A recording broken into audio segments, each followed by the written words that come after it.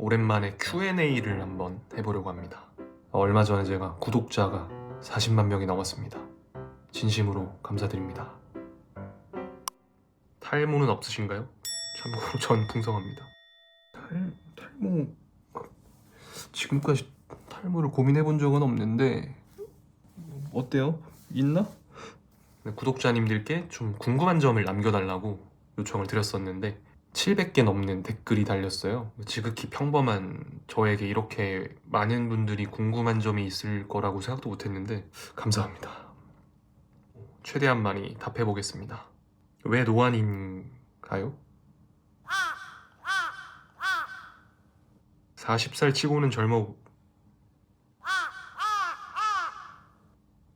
제가 Q&A를 이렇게 각 잡고 제대로 하는 게 처음이라서 그냥 쭉 읊으면 될 줄 알았는데 좀 질문을 좀 정리를 하고 다시 해야겠다 이거. 키가 몇이에요? 178입니다. 게이인가요? 아니, 저 여자 좋아합니다. 여자를 너무 좋아해서 문제지. 햄최 몇인가요?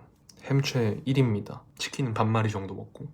오펜무? 검정색. 해외여행 하다가 번호 안 따이시나요? 제가 세계 여행한 지가 한 3년 가까이 되어 가는데요. 2022년 12월에 시작했으니까 남자들한테는 많이 따였었는데 술집이나 숙소에서 좀 친해지면 친구 개념으로 여자는 딱 한 명? 딱 한 명 있었어요. 말레이시아였는데 버스 기다리고 있는데 번호는 아니고 인스타그램을 서로 주고받았던. 성별이 어떻게 되시나요? 저 남자입니다. MBTI 궁금해요. 저는 INTJ입니다. 근데 신기하게도 이게 영상 올리면 딱 맞추는 분들이 계시더라고요. 취미가 원래는 여행이었는데 여행이 삶이 되다 보니까 사실상 요즘 취미가 없어요. 뭐 달리기 좀 하고 혼자서 떠돌아다니면서도 할 수 있는 취미 추천받습니다. 집에 안 가요? 제가 아시는 분들은 아실 건데 제가 800 며칠 세계 여행을 하다 보니까 집이 없죠. 호텔이 집이죠. 지금 여기도 호텔이고.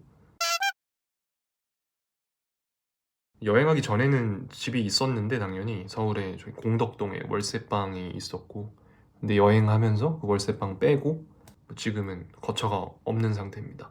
800일을 호텔에서 지낼 수 있는 건 여행 유튜버의 직업정신 때문일까요? 아니 그 직업정신까지는 아니고 이 생활이 저는 생각보다 잘 맞아요. 예전부터 꿈꿔왔던 삶이고 피곤하고 불안할 때도 분명히 있긴 한데 그런 단점도 있지만 매일매일 새로운 환경에서 지내니까 심심하지가 않다.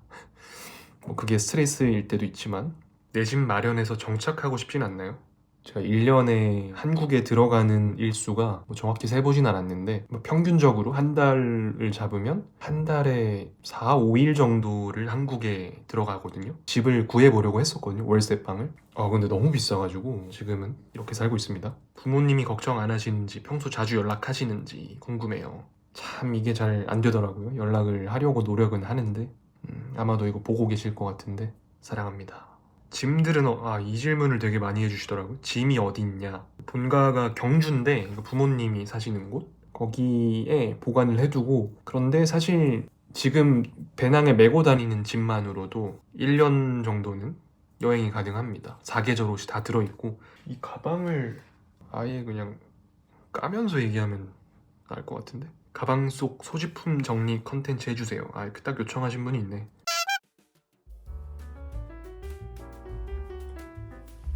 여기 있는 게 제 가방에 있는 모든 짐이고, 여기 이 가방은 앞면에 포켓이 따로 있어서 자주 꺼내는 외투나 저 같은 경우에는 카메라 삼각대. 배낭 고르기 팁 부탁드려요. 등산용이나 장거리 트레킹용 배낭은 저는 잘 모르겠는데 이런 배낭 여행을 가는 용도다 그러면 무조건 가벼운 거 추천드립니다. 용량은 본인이 생각했을 때 이 정도는 돼야겠는데 하는 것에 한 단계를 낮추는 걸 추천드려요. 이걸 경험하신 분들도 많을 것 같은데 배낭이 크면 클수록 물건이 그만큼 늘어납니다. 계속 채워지게 되고 채우고 싶고, 배낭이 작아지면 그 안에서 해결을 하려고 노력을 하게 되고 짐을 알차게 싸는 그 재미도 있어요.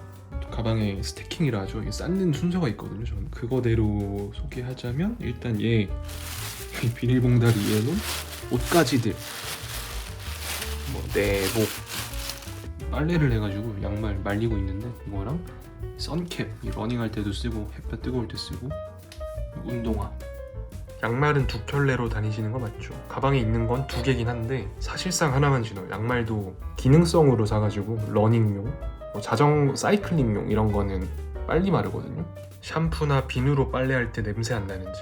저는 이 티셔츠가 이게 한 벌이거든요. 매일 입는 거. 매일매일 샤워하면서 손빨래 해가지고 수건으로 이렇게 짜가지고 입어서 체열로 말리는데 지금도 아직 살짝 축축한데 이게 오히려 냄새가 안 나요. 세계여행 처음 시작할 때는 여분의 옷도 한 두 벌 들고 다니면서 빨래줄도 들고 다니면서 이렇게 숙소에 널어두고 했는데 안 말라요. 다음날 되면 옷에서 그 덜 마른 냄새 플러스 축축한 상태로 가방에 넣어야 되는 그런 일이 잦았었는데 오히려 이렇게 한 벌만 입고 매일 빨아서 바로바로 체열로 말리니까 냄새가 오히려 안 납니다. 이 파우치에는 화장품 여분, 선크림이랑 그리고 상비약들 들어가 있고 이게 사실상 부피가 가장 큰데 러닝할 때 입는 반바지 여기가 전자제품, 충전기, 보조 배터리, 케이블 등등등 지금 신고 있는 이 샌들 큰일 났네. 곧 따뜻해지면 또 쪼리 신고 다닐 텐데 이거 벗어서 이렇게 하면 되는구나. 이게 루나 샌들이라는 산악 마라톤용 샌들이거든요. 산에서 뛰어다닐 수 있는 내구성을 가진.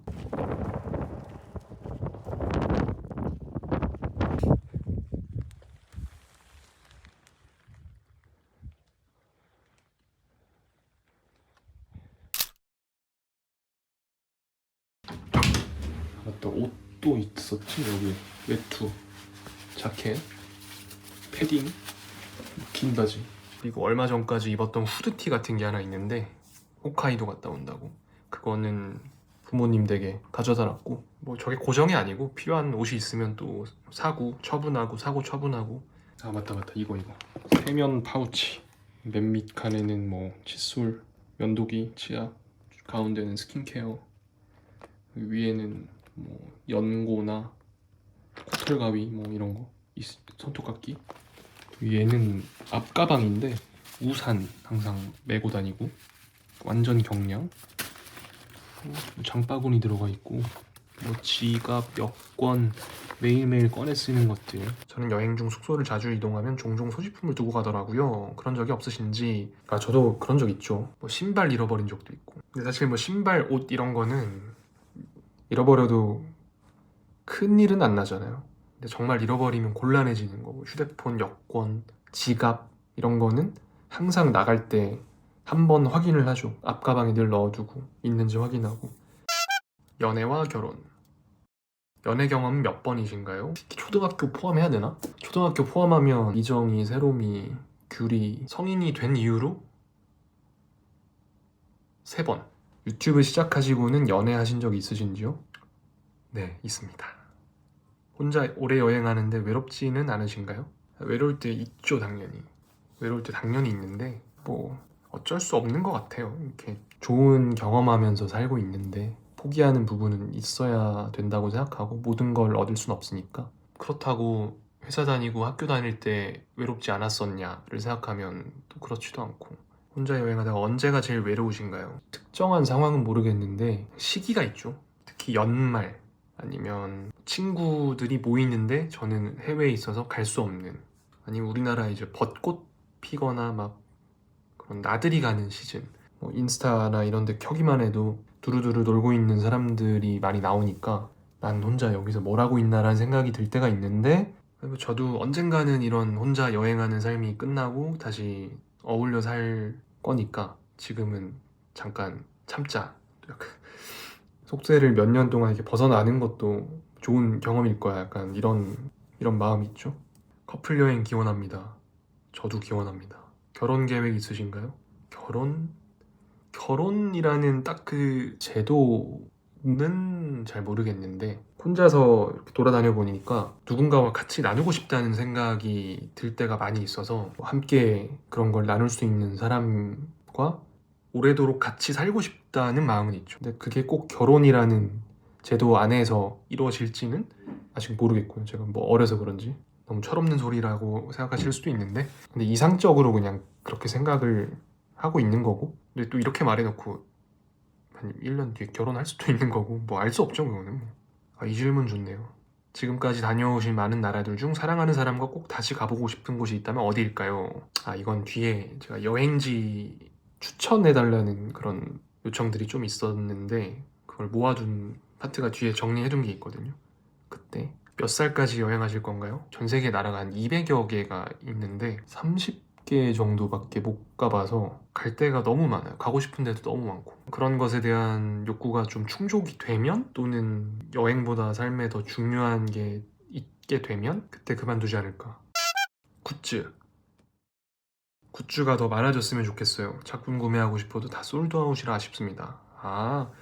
제 영상 밑에 보면 이렇게 뭐 티셔츠랑 이런 몇 개가 있거든요. 제가 디자이너로 일을 했었던 경험을 살려서 한 2년 전 여름에 일본 킥보드 종주할 때 봤던 그런 풍경들을 좀 끄적끄적 해가지고 제품을 만들었던 건데, 근데 당시에 한 달 정도 한정 판매를 하고 지금 2년 가까이 닫아뒀었거든요. 티셔츠 한 번 더 낼 생각 있을까요? 재판매 계획 없습니까? 굿즈들이 너무 제 티셔츠템들이라 궁금합니다. 굿즈 다시 안 하시나? 품절이라 돼 있네요.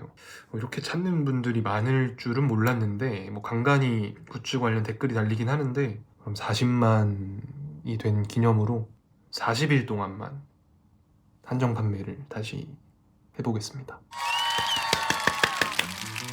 저는 미대를 나와서 디자이너로 5년 정도 일을 한 경험이 있어요. 그래서 그 경험을 살려서 낮에 여행하면서 받은 뭐 영감이라는 표현이 맞나? 영감?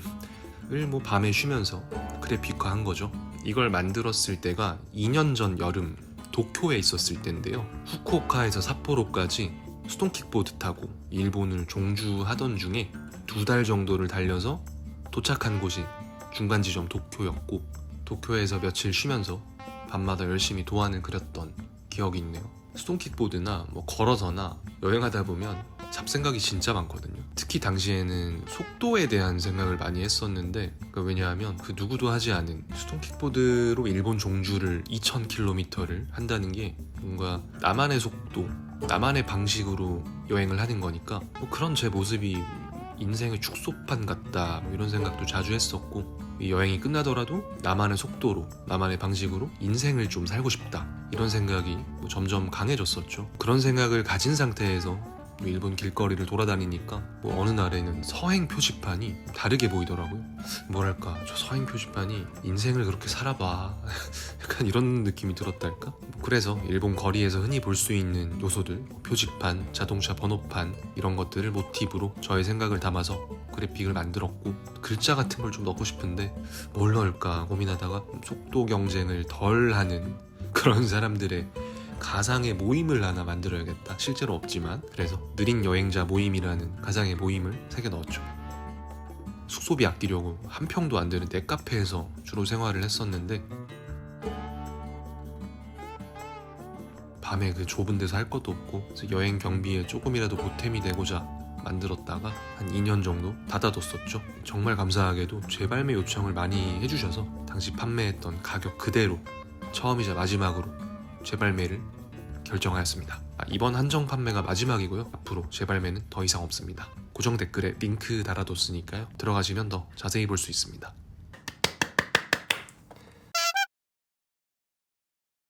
여행을 하다 보니까, 꽤 긴 시간 동안 하다 보니까 요령이 좀 생기더라고요. 저보다 더 다양한 여행 경험이 있는 분들에게는 적용되기 어렵겠지만, 초보가 이렇게 왕초보에게 알려주는 정도의 요령은 생겼달까? 여행을 거의 뭐 삶처럼, 직업처럼 하는 사람으로서 아는 정보들만 좀 말씀드리자면, 그동안 마일리지 얼마 모으셨는지 궁금합니다.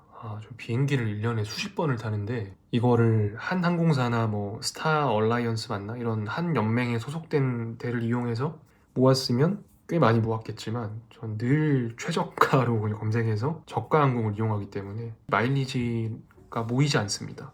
제가 이번에 일본 여행을 계획하면서 여행자 보험을 처음으로 알아보고 있는데, 꾸준님은 어떤 여행자 보험을 이용하시나요? 저는 사실 치안이 안정적인 나라를 갈 때는 여행자 보험을 잘 들진 않는데, 좀 오지로 가거나 상상 이상의 범위의 병원비가 나올 수 있는 곳에 갈 때는 사용하는데, 근데 요즘은 뭐 카톡, 토스 이런 데에서도 다 가입이 되잖아요. 되게 간편하게. 낯선 곳을 혼자 걸을 때 무섭지 않은지. 그래서 제가 밤에는 안 걸어요. 밤에는 무서워. 밤에 약간 나무만 흔들려도 무섭고.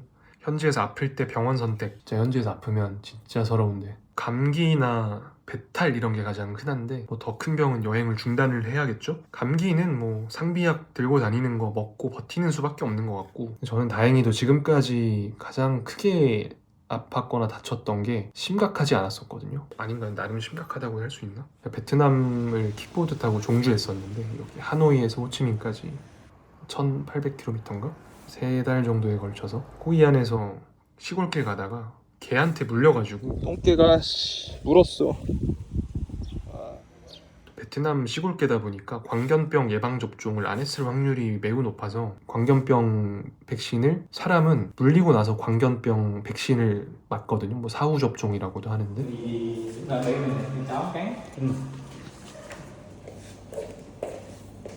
한 달 동안 간격을 두고 한 5번을 맞아야 되는데, 당시에 베트남 전국을 이렇게 여행할 때고 한 군데 병원에서 계속 맞을 수 없으니까 지역에 병원 찾아가서 뭐 광견병 백신 달라고 소통하고, 또 없으면 또 다른 병원 갔다가 또 없으면, 베트남은 특이하게 그 애기들을 예방 접종하는 기관이 따로 있더라고요. 소아과는 아니고 진짜 예방 접종만 하는 것 같아요.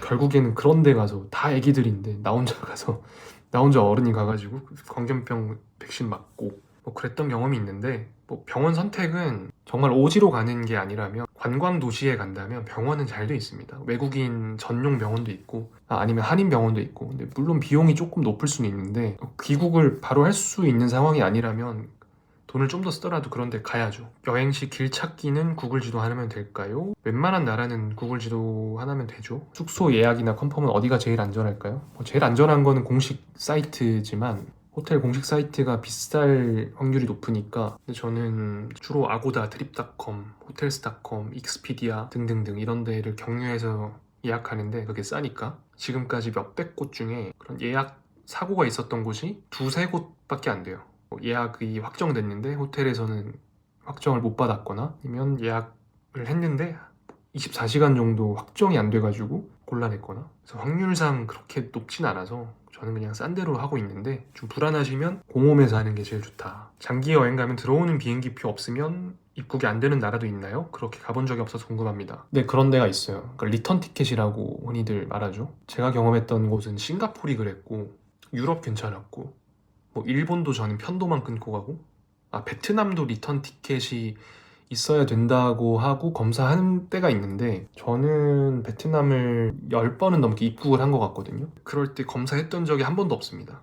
태국도 괜찮았고, 돌아오는 일정을 딱 잡지 않고 떠나고 싶다, 공항에서 빠꾸 당하면 어떡하나 좀 불안하다 라는 분이 있다면 제가 추천하고 싶은 방법은 일단 편도로 갑니다. 물론 편도를 안 받는 나라들은 리턴 티켓을 사야겠죠. 될 수도 있고 안 될 수도 있는 데는 일단 편도로 가서 출발하는 당일에 24시간 안에 환불되는 비행기표를 항공사에서는 살 수 있거든요. 뭐 아고다 이런 트립닷컴 이런 데서 어렵지만, 그래서 항공사에서 24시간 안에 취소되는 표를 사면 들어갈 때는 그 리턴 티켓을 보여주고, 입국해서는 바로 취소를 해버리면 손해가 없으니까. 여행 가기 전 그 나라에 대한 조사나 공부 같은 건 얼마나 하시나요? 거의 안 합니다. 무계획으로 해야지 그 새로운 나라, 새로운 도시에 딱 떨어졌을 때 짜릿함이 있거든요. 너무 변태 같나? 동남아 쪽으로 가장 조심해야 할 거나 이건 꼭 알고 가라고 하면 뭐가 있을까요? 동남아를 가시면 오토바이나 차가 무조건 우선입니다. 인도를 걷는다고 해서 뭐 휴대폰을 보거나 이어폰을 끼거나 이러면 절대 안 되고, 인도에서도 계속 이렇게 숄더 체크라고 하죠. 이렇게 뭐가 없나 이렇게 늘 확인을 해야 되고, 일본 우측 핸들 강좌 좀 올려주세요. 렌트하려니 너무 부담스러워요. 근데 신기하게도 차선이 반대인 거는 20-30분이면 적응이 되거든요. 가장 헷갈리는 게 깜빡이랑 와이퍼 위치가 반대예요. 깜빡이 켜려다가 자꾸 와이퍼 켜고, 또 와이퍼 켜려다가 깜빡이 켜고. 근데 그걸 하다가 한국 와서 운전하면 또 그거를 또 헷갈리고, 시간이 해결해주는 그런 문제 같습니다.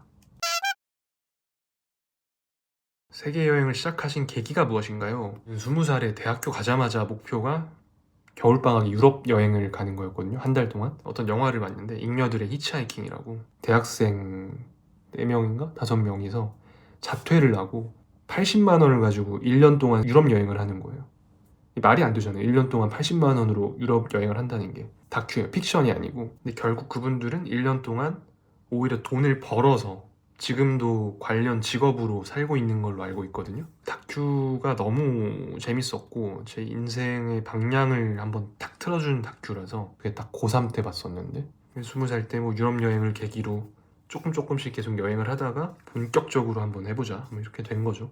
어느 날 문득 저희 남편이 이 유튜버는 어떠한 연유로 직장을 그만두고 여행을 시작하게 된 걸까라고 말한 적이 있는데 저는 회사를 4년 정도 다녔고 한 군데만 다닌 건 아니고 뭐 인턴도 하고 정직원도 하고 했었는데 어쨌든 마지막 회사가 여행하기 전에 만으로 3년을 딱 다녔는데 들어갈 때부터 목표가 딱 3년만 채우자라는 게 있었어요. 그래서 3년이 다 채워져 갈 즈음에 근데 목표는 그랬지만 막상 이제 회사를 또 다니니까 커리어가 끊기거나 이런 불안감이 있으니까 좀 더 다녀볼까라는 고민도 했었는데 근데 저는 원래도 여행을 되게 좋아했고 당시가 또 코로나 시절이라서 코로나 끝나자마자 무조건 세계여행을 가야겠다는 마음이 늘 있었는데 시기가 딱 잘 맞아 떨어진 거죠. 3년 다니고 코로나도 끝날 무렵이었고 그래서 딱 1년만 에라 모르겠다 하고 그냥 세계여행을 해보자 그렇게 시작을 했었죠. 퇴사 결심은 어떻게 하셨는지 결정적이었던 거는 당시 회사를 3년을 딱 다닌 상황이고 그 회사를 1년 더 다니면 4년 다닌 사람이 되는 거잖아요. 근데 그런 사람과 회사를 3년 다니고 1년 동안 자기가 하고 싶은 거를 한 사람이 있을 때 이 두 사람의 똑같은 4년이지만 저는 하고 싶은 거를 혼자 1년 한 사람이 더 매력적이라고 느껴졌어요.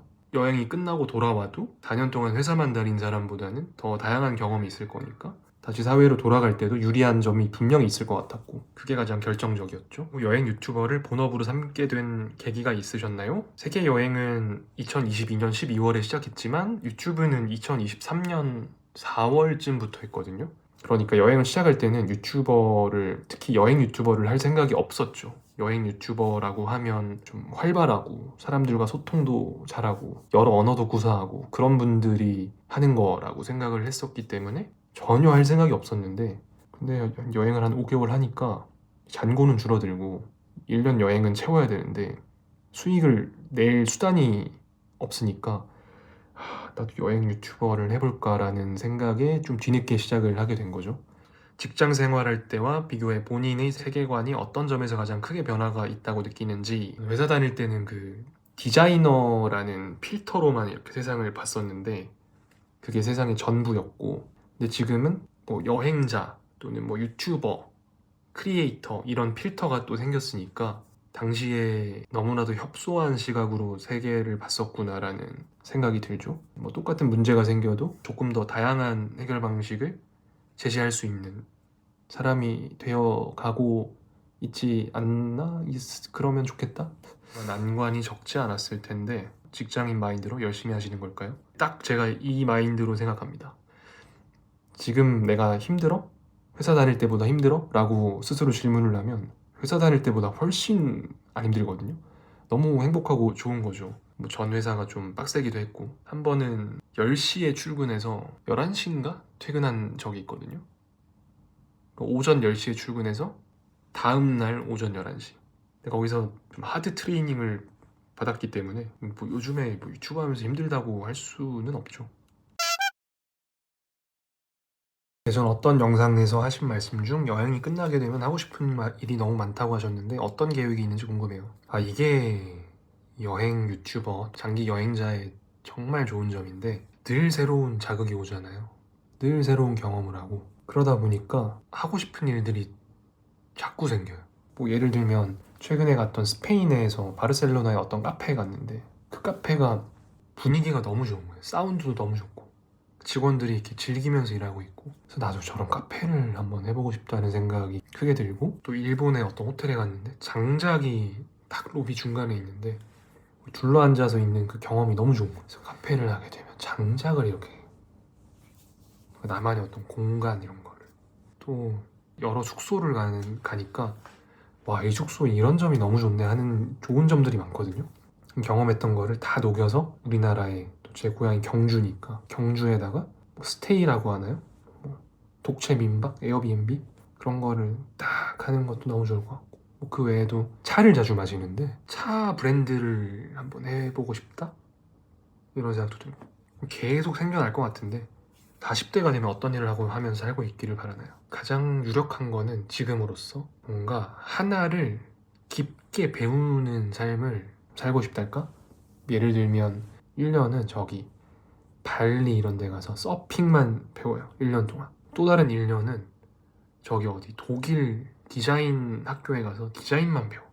또 뭐 1년은 뭐 스페인에 가서 스페인어만 배워. 또 어떤 1년은 프랑스에 가서 와인만 배워. 그런 40대를 살면 50대, 60대, 70대, 80대 너무너무 행복하고 재밌게 살 수 있지 않을까? 아 물론 뭐 이상을 얘기하는 거죠. 현실적으로 해결돼야 될 부분이 많지만 특히 돈 일을 안 하고 배우기만 하겠다는 건데 목표를 그렇게 잡아두면 이룰 수 있지 않을까?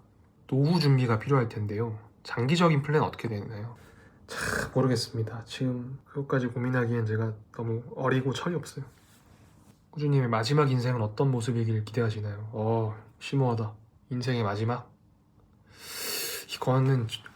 이건 사실 생각해 본 적이 없는데 얼마 전에 관련된 것 중에 충격받았던 것 중에 하나가 제가 좋아하는 형이 있는데 그 브루스리 형이라고 그분도 유튜브를 하시는데 영상에서 유서 가안을 써보는 뭐 당장 죽지 않지만 그런 콘텐츠를 했었는데 그 유서의 첫 마디가 잘 놀다 갑니다 라고 쓰셨더라고요. 그래서 그게 되게 와닿았어요. 유서 가안에 잘 놀다 갑니다 라고 말을 시작할 수 있는 그런 인생을 살아야겠다? 이런 생각이 최근에 들었고 여행지 추천 혼자 여행 도전해보고 싶은 40대 아저씨입니다. 일본 제외 혼자 여행 가기 좋은 곳 추천 부탁드립니다. 사실 여행지를 추천한다는 게 좀 제가 느끼기에는 어떤 그 사람에 대한 정보가 하나도 없는데 맛있는 거 추천해줘 하는 느낌이거든요. 너무 선택지가 많고 그 사람이 지금 원하는 것, 그 사람의 성향을 반영하지 않으면 어려운 거라고 생각하기 때문에 뭐 이분에게 딱 맞는 추천은 못하지만 그냥 생각이 드는 대로 내뱉으면 40대 아저씨고 뭔가 혼자 여행을 도전해보고 싶으신 거니까 혼자 여행 갔을 때 오히려 외로움을 좀 느낄 수 있는 곳에 가는 것도 괜찮을 것 같아요. 고독을 즐길 수 있는 큰 도시보다는 작은 도시 뭐 베트남을 예로 들면 꾸이년 이런데 한국인이 여행하기에 인프라가 어느 정도 갖춰져 있지만 관광지는 아닌 곳에 가는 게 좋지 않을까. 곧 40이지만 아직 해외여행을 한 번도 못 가본 애둘맘이에요. 애기들 재우고 영상으로 매일 대리만족하고 지내고 있어요. 애기 2명을 재우시려면 진짜 힘드시겠다. 결혼하고 신혼여행은 코로나 때문에 못 가고 애 낳고는 키우다 보니 해외여행은 꿈도 못 꾸고 있네요. 그러면 애가 아직 아장아장 걸어다니는 신혼여행으로 가면 좋은 여행지와 아이들 데리고 가면 좋은 여행지 궁금해요. 몇 년 동안 해외여행을 못 가신 상황이니까 사실 어디를 가도 좋으실 것 같긴 한데 그냥 제가 최근에 갔던 데 중에 생각해보면 좀 멀게는 알바니아 저기 동유럽에 있는 알바니아가 물가도 싼데 자연도 되게 멋있고 바다도 있고 또 맛있어요. 음식이 지중해 음식 그 문화권이기 때문에 좀 가깝게는 신혼여행이니까 아무래도 좀 예산을 일반적으로 가는 여행보다는 조금 더 예산을 사용하실 거라는 생각하에 생각해보면 일본 뭐 온천이나 좋은 숙소를 잡아서 그 숙소를 기준으로 돌아다니는 여행도 되게 좋을 것 같고 아이들 데리고 가면 좋은 곳 저는 싱가폴 강추합니다. 싱가폴이 영어, 중국어, 말레이어를 다 하는데 아이들이랑 가면 뭔가 교육에 대한 어떤 아이디어를 얻으실 수 있을 것 같고 다양한 문화권에서 살아가는 그런 사람들을 보면서 도시 자체도 굉장히 정리가 잘 돼 있고 치안도 좋고 그리고 아이들 데리고 가기 좋은 유니버셜 스튜디오인가요? 디즈니인가? 그것도 있고 단점이라면 좀 물가가 비싼 거. 또 싱가포르에서 말레이시아로 육로 국경을 넘을 수 있거든요. 버스 타거나 택시 타거나 이러면 1시간 정도도 안 걸리는데 넘어가면 조호바루라고 되게 싱가포르에 비해서 물가가 싼 말레이시아 동네가 있는데 그 육로 국경을 넘는 것 자체가 아이들한테 신선한 경험일 것 같아요. 매일 여자친구와 함께 재밌게 보고 있습니다. 부럽습니다. 1년에 한 번 해외여행을 간다면 어디를 추천하시는지 궁금합니다. 1년에 한 번 여자친구랑 가는 거 맞으시죠? 혼자 간다는 거 아니죠? 1년에 한 번 뭐 여름 휴가를 간다고 가정하면 한 일주일을 갈 수 있다면 저는 저기 베트남에 안 알려진 바다 도시들이 있거든요. 꾸이년이나 뚜이호아 이런 데가 공항이 없어서 좀 접근하기 어렵긴 한데 호텔 값도 괜찮아서 호캉스도 할 수 있고 한국인이 없어서 완전 이국적인 느낌도 받을 수 있고 2박 3일, 3박 4일 정도로 직장인이 짧게 갈 만한 좋았던 여행지 알려주세요. 2박 3일이면 사실 국내가 제일 좋은 것 같고요. 3박 4일쯤 된다 이러면 뭐 중국도 괜찮죠 요새. 중국도 가깝지만 삶의 방식이 정말 다르다는 게 많이 느껴져서 중국도 괜찮고 요즘 24살 딸과 둘이서 가까운 대한민국만 여행 중입니다.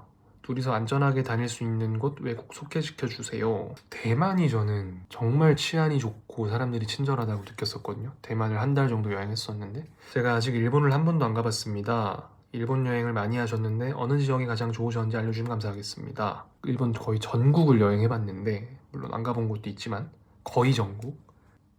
처음 간다면 뭐 후쿠오카, 오사카, 도쿄 중에 가는 게 가장 좋지 않을까요?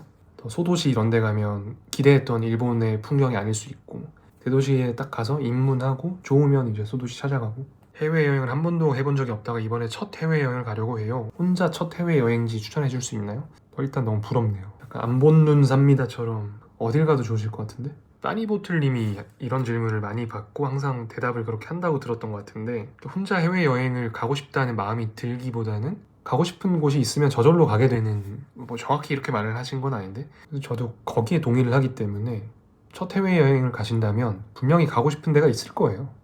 없다면 지금이 때가 아닐 수도 있죠.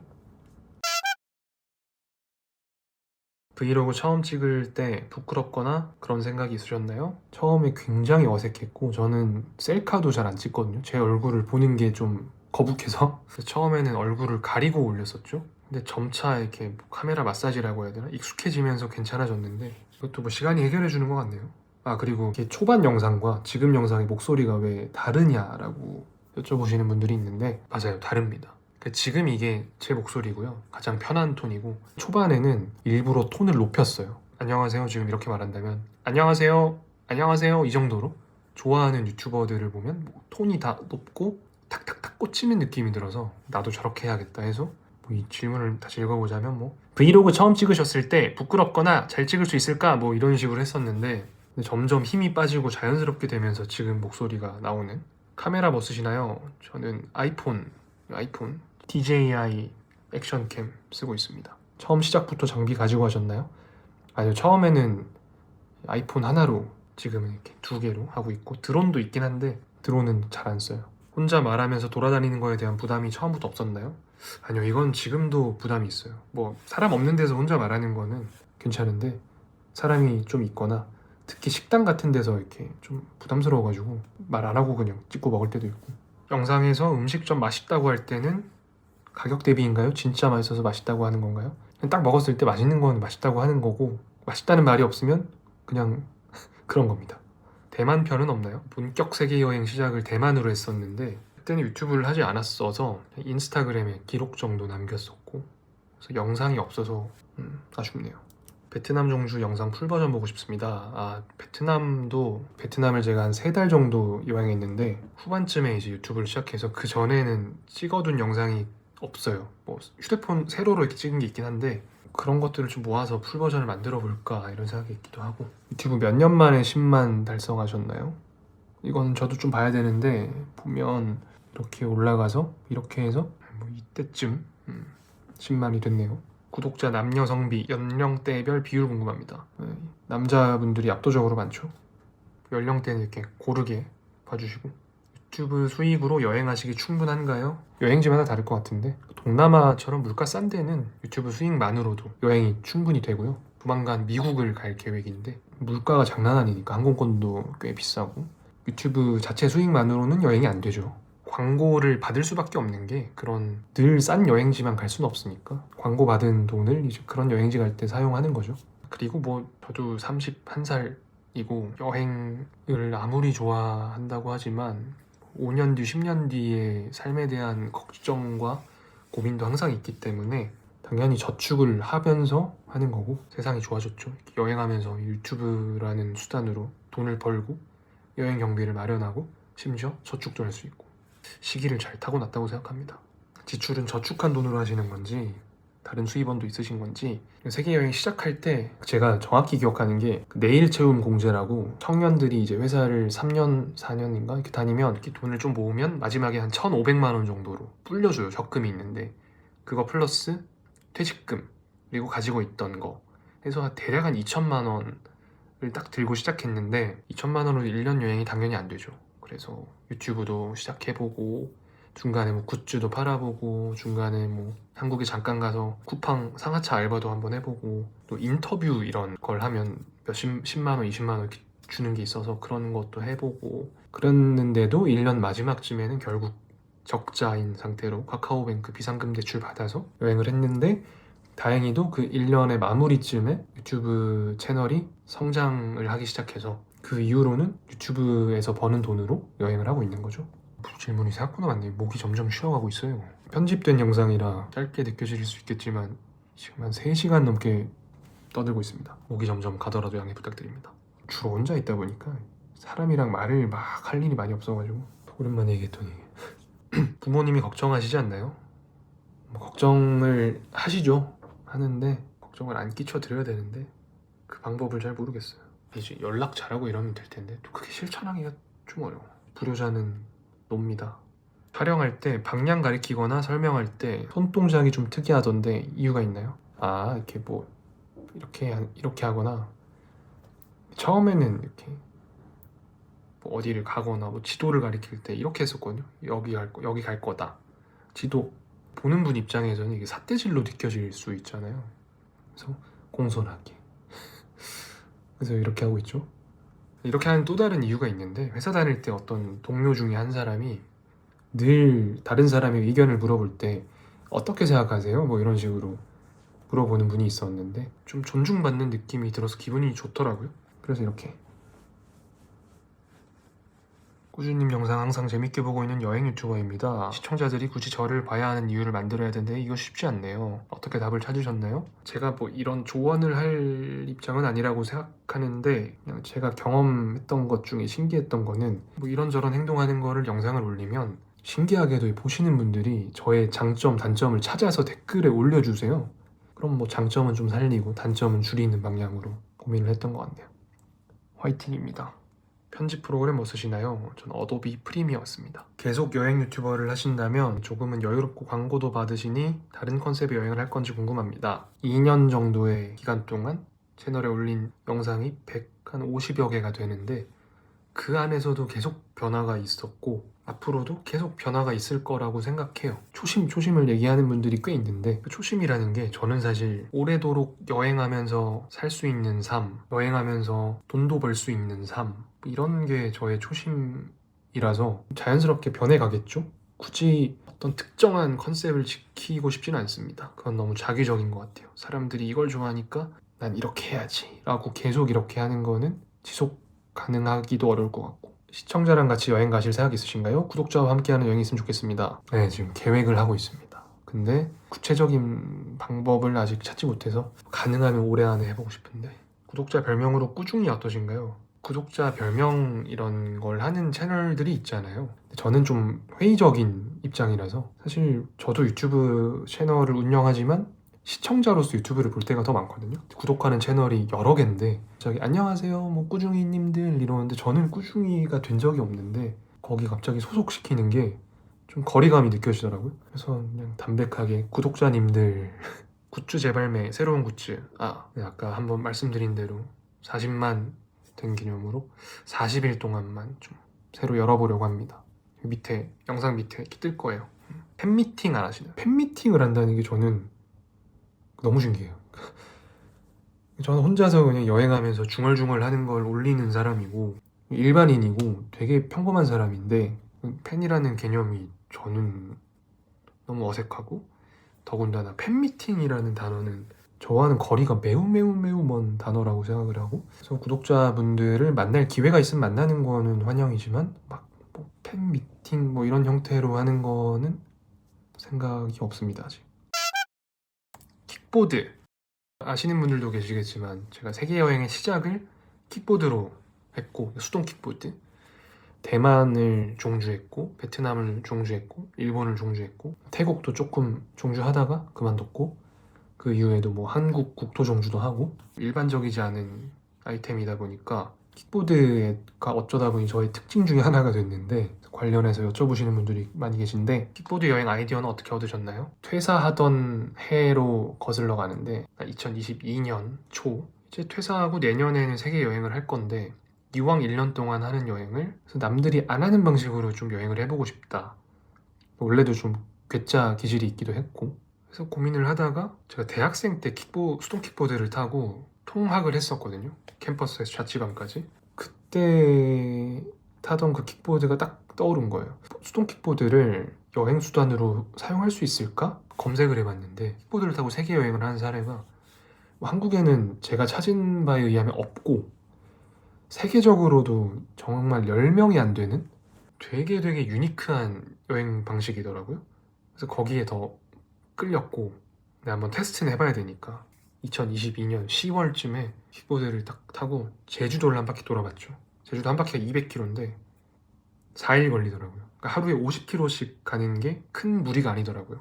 원래 자전거를 좀 타기도 했고 러닝을 하던 것도 있고 그래서 50km 정도면 웬만한 나라는 50km 정도는 마을 하나쯤은 나오니까 하루에 그 정도 가는 이동을 해서 종주하는 여행이 가능하겠다 라는 생각이 들어서 뭐 대만, 베트남, 일본 이렇게 여행을 하게 된 거죠. 킥보드 여행할 때 뒷모습은 누가 촬영해 주나요?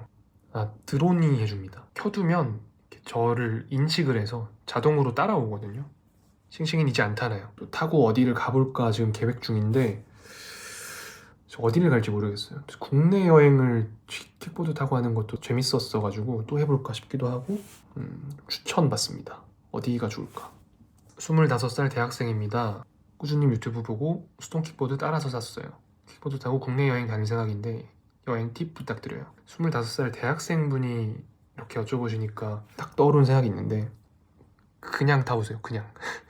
팁이 저도 분명히 있죠. 요령이 있고. 근데 이런 수동 킥보드 여행의 매력은 정보가 없잖아요. 검색을 해도 정보가 안 나와요. 여기서 여기까지 얼마나 걸릴지, 뭐 부품은 어떻게 해야 되는지, 지도는 어떤 걸 써야 되는지.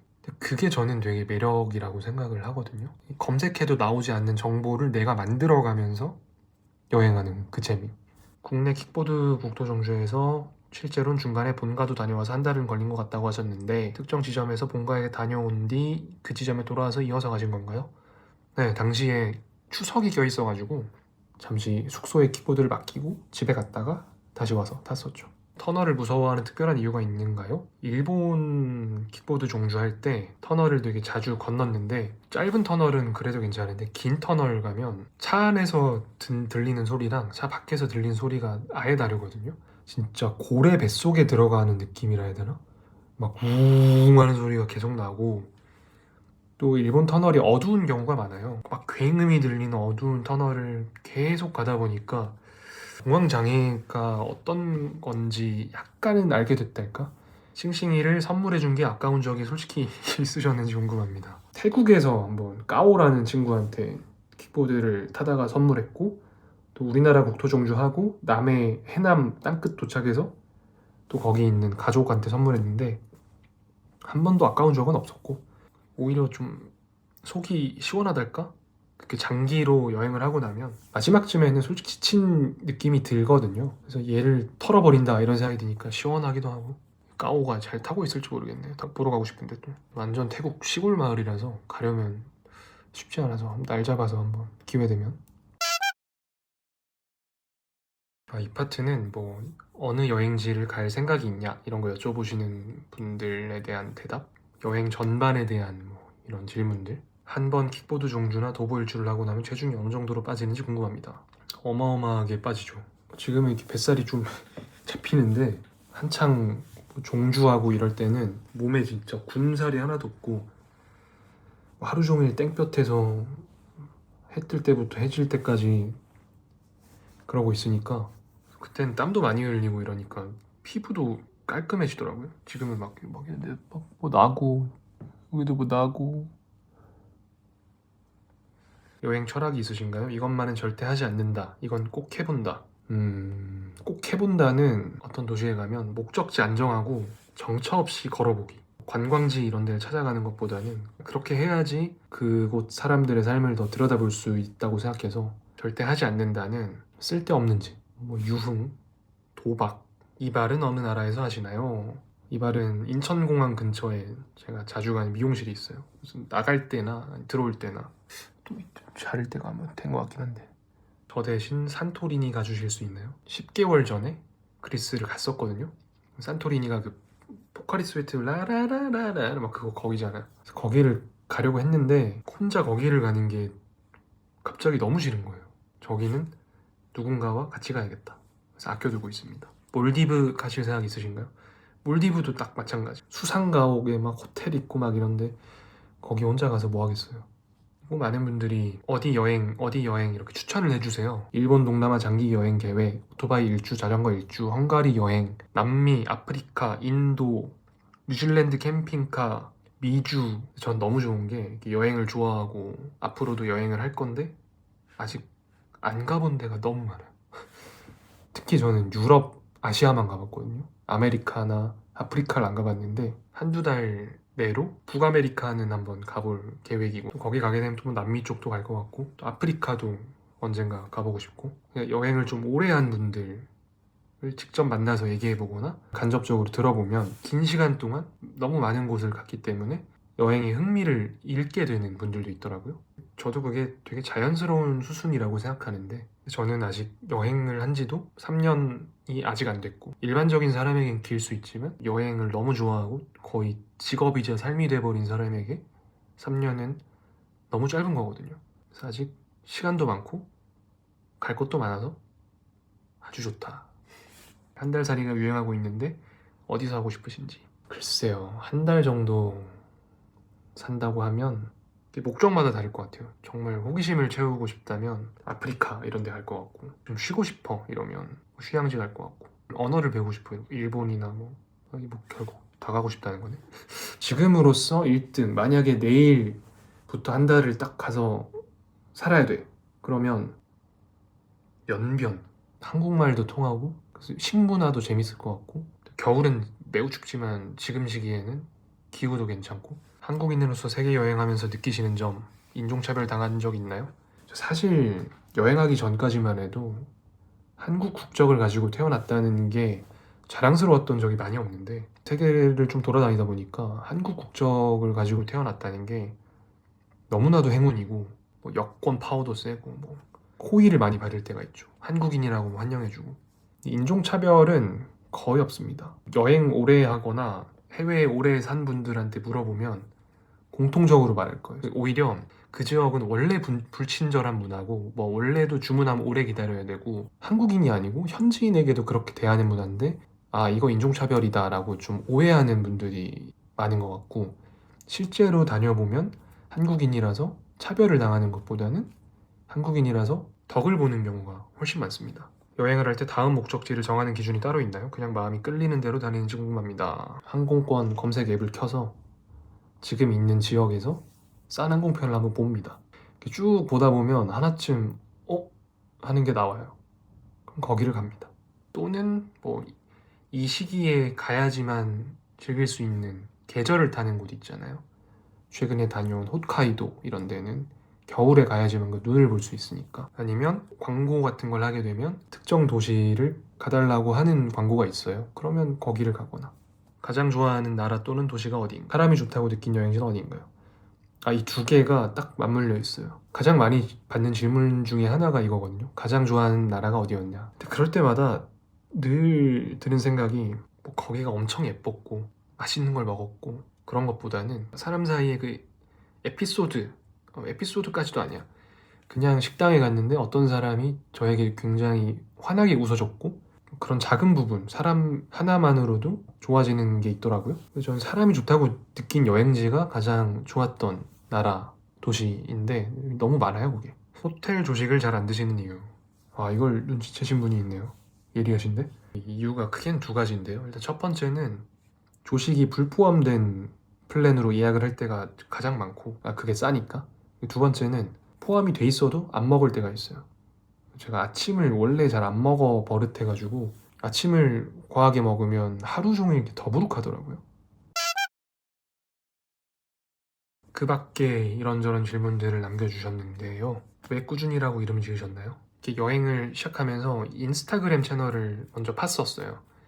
근데 인스타그램에 어떤 채널명을 하지? 했을 때 뭔가 짧고 좀 긍정적인데 남들이 쓰지 않는 그런 단어를 생각하다가 꾸준이라는 단어가 되게 좋은데 이름으로 잘 사용하는 사례가 없더라고요. 특히 이런 유튜브나 인스타그램 채널이나 뭐 여행 분야에서는 뭐 세계 여행을 하다가 그만하더라도 꾸준이라는 이름으로 뭔가 꾸준히 계속 해볼 수 있겠다는 생각에 그렇게 정했던 것 같고 요즘 비행기 사고가 많은데 걱정은 안 되나요? 안타깝게도 그런 일이 꽤 많은데 이 걱정을 한다고 해서 달라질 게 없다고 생각해서 그냥 탑니다. 항상 미래가 두렵고 걱정되는 요즘입니다. 미래가 불안할 때 어떻게 해결하시는 편인가요? 술을 마십니다. 건강한 해결법은 아니지만 술을 마실 때도 있고 아니면 러닝을 좋아하는데 러닝하고 땀 쫙 빼고 나면 불안함보다는 긍정적인 에너지가 확 나오니까 러닝하는 거. 그리고 사실은 회사 다닐 때가 더 불안했지 지금은 좀 덜 불안해요. 너무 낙천적이 된 건지 모르겠는데 여행을 몇 년 하면 이게 저의 스펙이 될 거고 밥 벌어먹을 자리 하나는 구하겠지. 만약에 유튜브라는 플랫폼이 사라지고 한국 사람들이 여행 콘텐츠에 대해서 더 이상 관심이 없을 때에도 여행하면서 이런저런 경험을 했으니까 뭐 그 경험 활용해서 밥 먹고 살 자리 하나는 있겠지 이런 낙천적인 생각을 요즘 하고 있어서 이거 딱 제가 느끼는 것 중에 하나인데 매일 여행 다니다 보면 최신 문명, 유행과 떨어진 기분이 들지 않을까 하는 궁금증이 있습니다. 맞아요. 특히 오랜만에 친구들 만나면 유행어나 짤이나 트렌드, 패션 트렌드 이런 걸 얘기하면 저는 못 따라가겠더라고요. 이렇게 점점 아재가 되어가는 여행을 도전하고 싶은 사람들에게 해주고 싶은 말은 너무 유명한 말이긴 한데 그 나이키 슬로건 Just do it 이보다 더 좋은 말이 있을까요? 한두 시간 읽으면 될 줄 알았는데 거의 한 4-5시간을 뭐 이렇게 40만 구독자가 된 기념으로 좀 질문을 받아서 쭉 읽어봤는데요. 제 영상을 봐주시고 여행하는 삶을 살 수 있게 해주고 계신 40만 명의 구독자님들 감사합니다.